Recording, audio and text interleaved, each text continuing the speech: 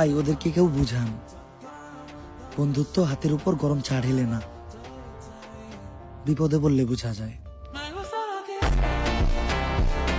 তোমরা হাতের উপরে চা ঢেলে বন্ধুত্বের প্রমাণ দিচ্ছ। আরে ভাই, আমি সেই বন্ধুর সাথে একই প্লেটে বসে ভাত খেয়েছি, শেষমেশ আমার সাথে পোল্টি নিছে। পোলাপাইন গরম চা হাতে ডাললে কি প্রকৃত ভাই বন্ধু হয়? যারা দুঃখের সময় পাশে রয় তারাই প্রকৃত বন্ধু হয়। আমরা হাতে চা ঢেলে বন্ধুত্ব অর্জন করি না। আমরা মধ্যবিত্ত ঘরের সন্তান।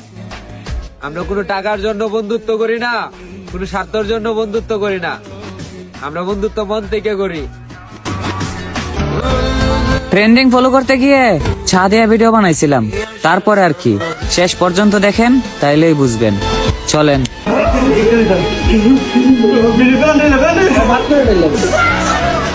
অবশেষে আমাদের বন্ধুত্ব বিচ্ছেদ হলো। বোকারা হাতে চা ফেলে ভালোবাসা প্রমাণ করতেছে।